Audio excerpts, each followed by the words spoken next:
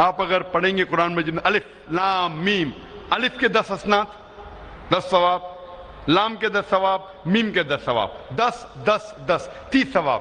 بے شک آپ قرآن مجید عربی میں پڑھیں گے آپ کے لیے ثواب ہے، اس میں کوئی دو رائے نہیں۔ لیکن صرف عربی میں پڑھنے کے اتنے ثواب کافی ہے ہمیں جنت میں داخلہ دینے کے لیے؟ کیونکہ ہم اتنی غلطیاں کرتے ہیں ہر روز، ہم انسان ہونے کے ناطے اتنی غلطیاں کرتے ہیں، کیا یہ 10 10 10 کافی ہے ہمیں جنت میں لے جانے کے لیے؟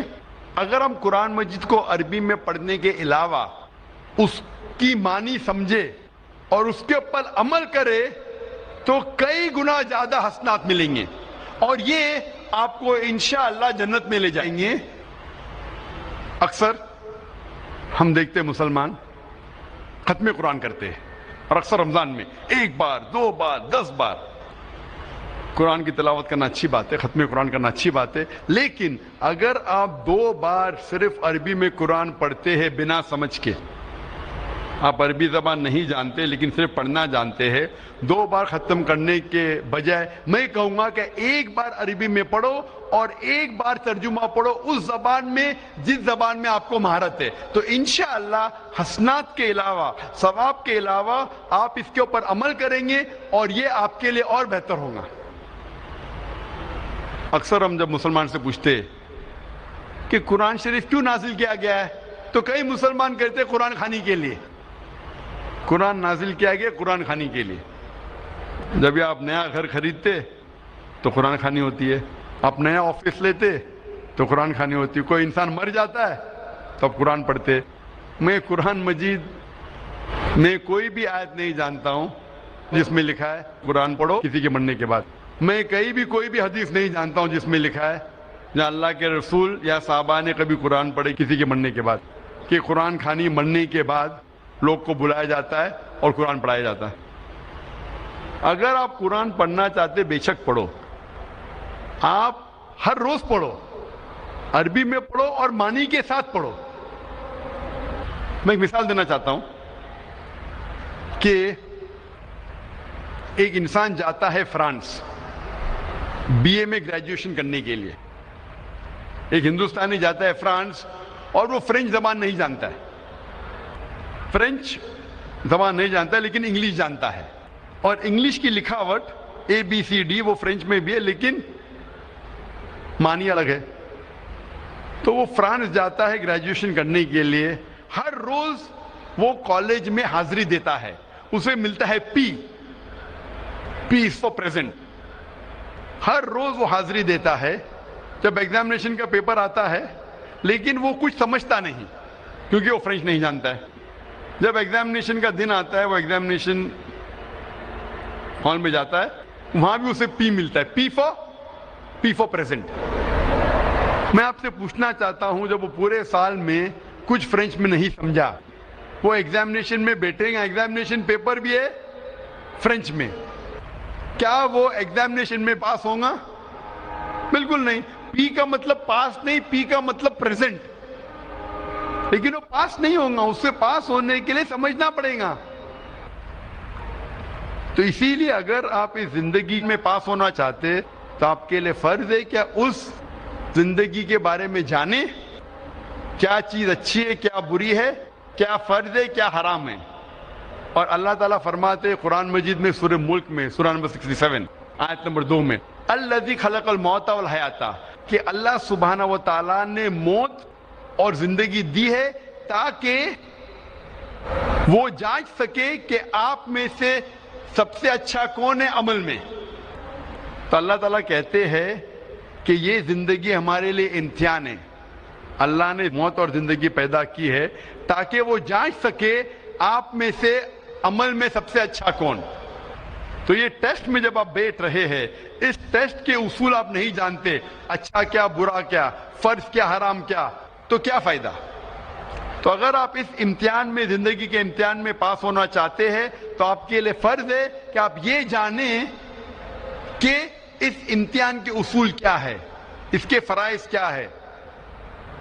میں ایک مثال دینا چاہتا ہوں کہ اگر آپ کا ایک قریب دوست बम्बई से आता है किशनगंज में आपको मिलने के लिए, लेकिन वो अंग्रेजी जबान में महारत रखता है मेरे जैसा, और वो टूटी फूटी उर्दू बात कर लेता है मेरे जैसा।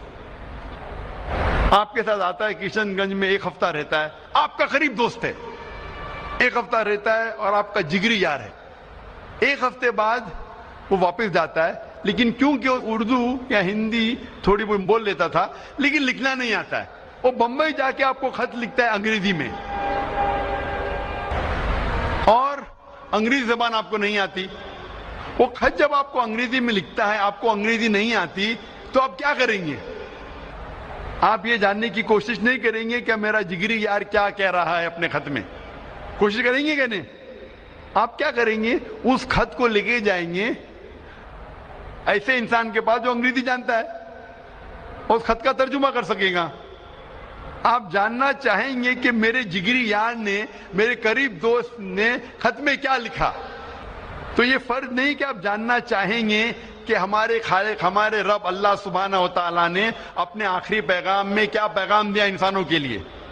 आपको आखिरी पैगाम को तर्जुमा करने की जरूरत नहीं, क्योंकि इसका तर्जुमा हो चुका है, और अल्हम्दुलिल्लाह दुनिया की अहम जबानों में इसका तर्जुमा हो चुका है। तो फर्ज नहीं है कि आप तर्जुमा पढ़ें अपने रब, अपने खालिक, अपने अल्लाह सुब्हानहू व तआला के आखिरी पैगाम का।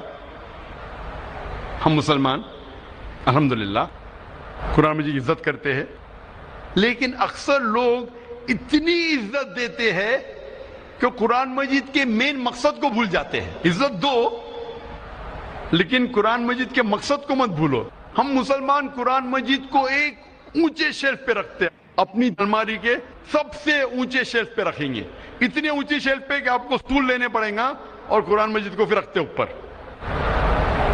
तो उतारने के लिए उसको मुश्किल हो जाए। कुरान मजीद एक हिदायत की किताब है, एक गाइड है। आप अगर गाइड हर रोज जो पढ़ी जाने वाली किताब है उसको इतने ऊंचाई पे नहीं रखेंगे कि उसको निकालना मुश्किल पड़े, ऐसे जगह पे रखेंगे जहां से निकालना आसान है। हम मुसलमान कुरान मजीद को मखमल के कपड़े में बांधते हैं, और इतना टाइट बांधते हैं कि खोलने के लिए 5 मिनट लगता है, और अगर बंद करने पड़े वो मखमल के कपड़े में बांधने के और 5 मिनट लगेगा। तो अगर आपके पास 10 मिनट है तो आप सोचेंगे 10 मिनट में कुरान क्या पढ़ने का, 5 मिनट तो खोलने के लिए लगेगा, 5 मिनट बांधने के लिए तो छोड़ो भी नहीं पड़ेंगे। कुरान मजीद को इज्जत दो, कुरान मजीद का एहतराम करो, लेकिन इतना मत करो कि मकसद ही फौत हो जाए। इज्जत दो, ऊंचाई पे रखो, पर इतनी ऊंचाई पे नहीं कि निकालना मुश्किल पड़े। उसको महफूज रखो, लेकिन इतना टाइट मत बांधो कि खोलना मुश्किल पड़े और बंद करना मुश्किल पड़े। हम कुरान मजीद को हाथ लगाने के लिए 1000 चीज सोचते हैं, जैसे वो RDX बॉम्ब है।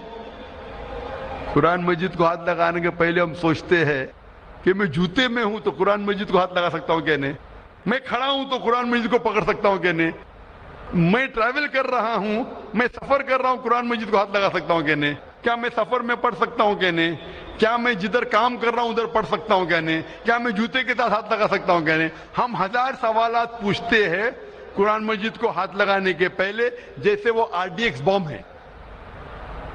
कुरान मजीद हमारे जिंदगी की हिदायत की किताब है, वो ऐसी किताब है जो रोज पढ़े जाने वाली किताब है, और कहीं नहीं लिखा है कि हम जूते की हालत में कुरान मजीद को नहीं पकड़ सकते, हम कभी सफर कर रहे तो कुरान मजीद को नहीं पढ़ सकते। हमारे इतने खुद के शराइत है कि ये हमें कुरान मजीद को पढ़ने से रोकते हैं। ये हमारे बनाए हुए शराइत है जो कुरान मजीद को पढ़ने से रोकते हैं।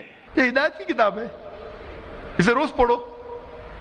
आप जब अरब मुमालिक जाएंगे, आप देखेंगे अरब जब मस्जिद में आते हैं नमाज पढ़ने के लिए, और अगर चंद मिनट बाकी है, 10 मिनट बाकी है, तो जाया नहीं करते, क्या करते, फौरन कुरान मजीद को लेते और पढ़ने लगते हैं।